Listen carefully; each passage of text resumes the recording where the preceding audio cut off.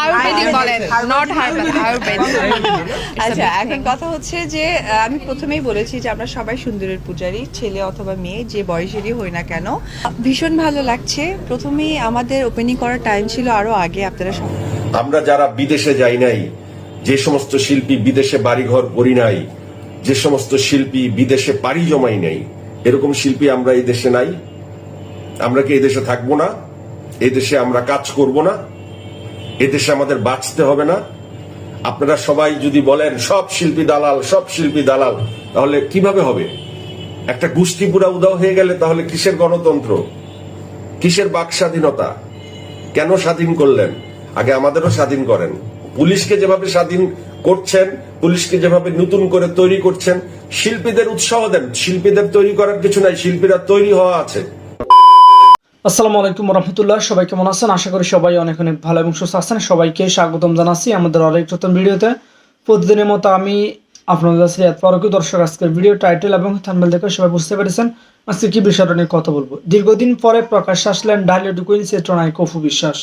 অনেকে তাকে হয়তো দেখে একটু রাগান্বিত হতে পারেন, কারণ বর্তমানে চলমান যে পরিস্থিতি, সেখানে তেমন কোনো অ্যাক্টিভিটিস বা তাকে তেমন একটা প্রতিক্রিয়াতে বা তেমন একটা ছাত্রদের পাশে দাঁড়াতে দেখা যায়নি, তাই অনেকে তার উপরে ইতিমধ্যে ক্ষিপ্ত।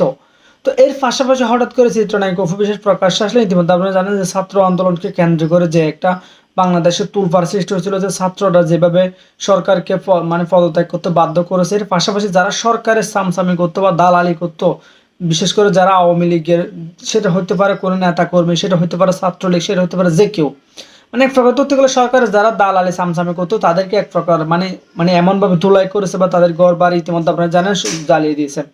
তো এর মধ্যে যারা শিল্পীরা ছিল, যারা অভিনেত্রী ছিল, তারাও কিন্তু বাদ পড়েনি। এক প্রকার ধরতে গেলে তাদেরকে ঘৃণার চোখে দেখতেছে মানুষ, দেখবে দেখারই কথা। তো এবার সে বিষয়টা নিয়ে মুকুল হাসান ফিল্ম ইন্ডাস্ট্রির জনপ্রিয় একজন উপস্থাপক, যাকে আপনারা সবাই চিনেন, উপস্থাপক শাহরিয়ার নাজিম, তিনি ইতিমধ্যে পুলিশদেরকে যেভাবে নতুন করে তৈরি করে স্বাধীনতা দেওয়া হচ্ছে বা পুলিশদেরকে যেভাবে, পুলিশরাও কিন্তু মানুষের উপর কম নির্যাতন করেনি, তারপরেও কিন্তু তাদেরকে দেশের সাথে জনগণের সাথে তাদেরকে কিন্তু আবারও নিজ নিজ অবস্থান থেকে, অর্থাৎ তারা যাতে আবার নতুনভাবে নিজেকে শুধরে তাদেরকে আবার দায়িত্ব দেওয়া হয়েছে। যারা যে থানায় কাজ করে তাকে সেখানে মূলত তাদের কাজে লেগে যেতে বলা হয়েছে। তো এদিকে কিন্তু আমরা চলচ্চিত্র ফিল্ম ইন্ডাস্ট্রিতে যারা কাজ করে তারা কিন্তু আবারও প্রকাশ্যে এসে কাজ করার সুযোগটা, সাহসটা পাচ্ছে না। কেন পাচ্ছে না? তারা আপনারা জানেন মানুষের যে একটা ক্ষোভ, তাদের উপর কখন হামলা করে বা তাদেরকে ইতিমধ্যে সোশ্যাল মিডিয়াতে বিভিন্নভাবে অপমান অপদস্থ করে যাচ্ছে মানুষ। তো এই বিষয়টাকে উদ্দেশ্য করে ইতিমধ্যে শাহরিয়ার নাজিম যা বলতেছেন, যেভাবে পুলিশকে স্বাধীনতা দেওয়া হয়েছে, পুলিশকে যেভাবে আবার নতুনভাবে তার কাজে ফিরিয়ে দিচ্ছে, এই শক্তিটা যে, এই সাহসটা যাতে শিল্পীদেরকেও দেয়। শিল্পীরা ইতিমধ্যে তৈরি হয়ে আছে, তাদেরকে শুধু উৎসাহ দিলে তারা আবার নতুনভাবে কাজ শুরু করবে। তো এই বিষয়টাকে নিয়ে ইতিমধ্যে ইতিমধ্যে উপস্থাপক যে বেশ কিছু মন্তব্য করেছে, তার সেই মন্তব্যগুলো শুনবো। অন্যদিকে চিত্রনায়িকা অপু বিশ্বাস প্রকাশ্যে এসে ইতিমধ্যে হয়তো তিনি কোনো এক শোরুম উদ্বোধন করতে গেছেন বা তিনি একটা ভিডিও বার্তা ইতিমধ্যে একটা ভিডিও ভাইরাল হচ্ছে, যেখানে টাইটেলটা ঠিক এরকম ছিল যে অনেকদিন পরে প্রকাশ্যে আসলেন চিত্রনায়িকা অপু বিশ্বাস। যদিও এটা এখনকার ভিডিও কিনা এটা আমি নিশ্চিত করে বলতে পারবো না, সেই ভিডিও ফুটেজটা দেখবো। অন্যদিকে বর্তমান পরিস্থিতি নিয়ে উপস্থাপক জয় ইতিমধ্যে দেশবাসীর উদ্দেশ্যে বা ছাত্র আন্দোলন যারা করছে ছাত্রদের উদ্দেশ্যে কি বললেন আমরা। আয়ুর্বেদিক বলেন, নট হার্বাল, আয়ুর্বেদিক।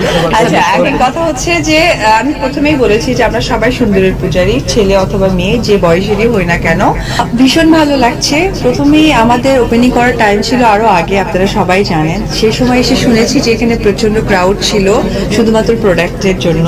আর আমিও এই প্রোডাক্টের সাথে যুক্ত হয়েছি একটি কারণে, কারণ আমরা সবাই অনেক বেশি সৌন্দর্য সচেতন, আর সেখানে যদি অনেক বেশি ট্রাস্টেবল কিছু হয়, তো আমি যার জন্য বিগত 1 বছরের কাছাকাছি হয়ে যাচ্ছে আমি তাদের সাথে আছি। কাশ্মীরি বিউটি বাই জিনিয়ার, উনি হচ্ছে জিনিয়া দাব্বু। তো আমার ভালো লাগছে যে বাংলাদেশে না, ঢাকার একটি প্রাণকেন্দ্র বসুন্ধরা সিটি আমরা সবাই জানি, তো সেইখানে নতুন একটি আউটলেট হয়েছে, যেটারই ওপেনিং এ আমি আজকে এসেছি। আর নতুন প্রোডাক্ট সম্পর্কে আমার কাছে যতটুকু ইনফরমেশন আছে, ওনাদের গোট মিল্ক একটা আছে, আর সাথে আরো অনেক কিছু প্রোডাক্ট আছে যেটা 100% এনশিওর করতে পারবে উনি। তবে আমার কাছে বেশ কিছু প্রোডাক্ট পাঠানো হয়েছিল যেগুলো আমি নিজেও ব্যবহার করি, আমার অনেক ভালো লাগে। আপনার এই যে তারুণ্যতার তারুণ্যতা কি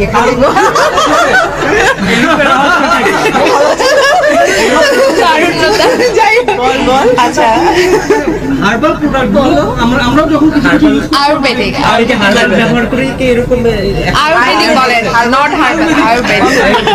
আচ্ছা, এখন কথা হচ্ছে যে আমি প্রথমেই বলেছি যে আমরা সবাই সুন্দরের পূজারী, ছেলে অথবা মেয়ে যে বয়সেরই হই না কেন।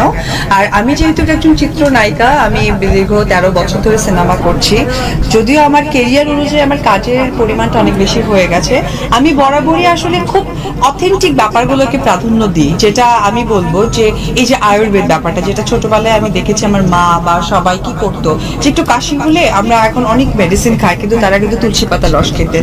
আবার আমি ছোটবেলায় দেখেছি যে আচ্ছা, ছোটবেলায় অনেক বেশি খেলাধুলা করেছি রোদ্রের মাঝখানে, তখন মা বলতো যে দুধের স্বর বা চন্দন এগুলো তুমি দিবা।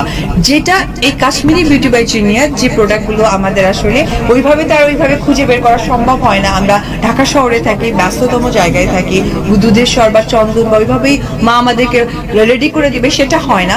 যেটা কাশ্মীরি ওরা কিন্তু তৈরি করেছে এরকম কিছু কিছু প্রোডাক্ট। এবং সেটা হচ্ছে আধুনিকতার ছোঁয়ায় Exactly. উইদিন শর্ট টাইমে। লাইক আমরা যখন আগে হোয়াইট টার্মারিক ব্যবহার করতাম, লাইক টার্মারিক, ওটাকে আমাদের পিষে ব্যবহার করতে হতো, কিন্তু বা আমরা যখন পটেটো ব্যবহার করতাম ওটাকে আমাদের হয়তো ব্লেন্ড করে করতে হতো। This is the time consuming ব্যাপার।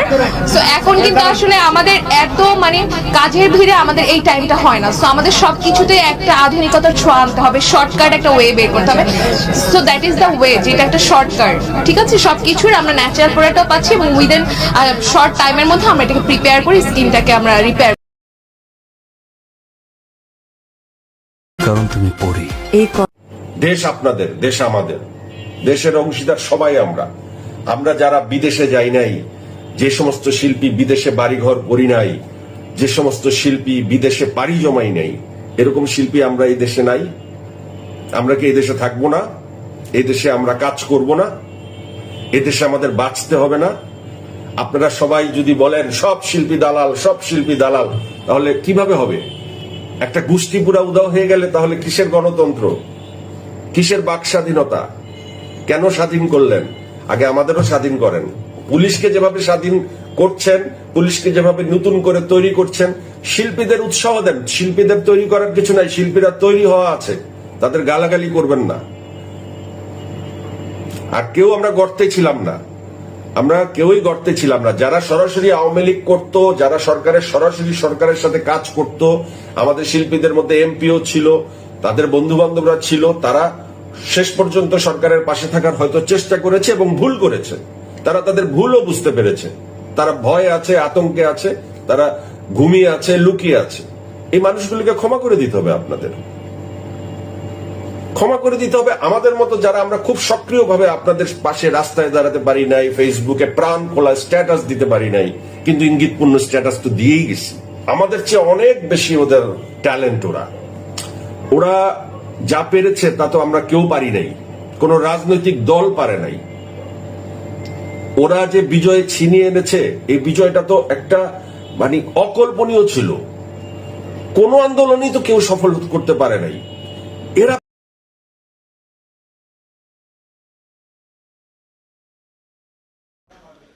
তো প্রিয় দর্শক, ইতিমধ্যে আপনারা সবাই ভিডিওটা দেখেছেন। ভিডিওটা দেখে আশা করি বুঝতে পেরেছেন। ভিডিওটা সম্পর্কে আপনাদের প্রতিক্রিয়া জানতে চাই, কমেন্ট সেকশনে জানাতে ভুলবেন না। যারা আমাদের এই চ্যানেলটি এখন সেটা সাবস্ক্রাইব করতে ভুলবেন না। দেখা হবে না কোনো ভিডিওতে। ভালো থাকবেন, সুস্থ থাকবেন। আর হ্যাঁ, বলতে চাই, যেহেতু দেশের পরিস্থিতি ইতিমধ্যে ভালো, ইতিমধ্যে যেহেতু মানে আপনারা ইতিমধ্যে দেখেছেন দেশের যে এইভাবে চলতেছে, ইতিমধ্যে শাহরিয়ার নাজিম যে কথাগুলো শুনেছেন, তার কথাগুলো আশা করি ভালো লেগেছে। তার কথাগুলো সম্পর্কে আপনারা কতটুকু একমত কমেন্ট করবেন। দেখা হবে না কোনো ভিডিওতে। আল্লাহ।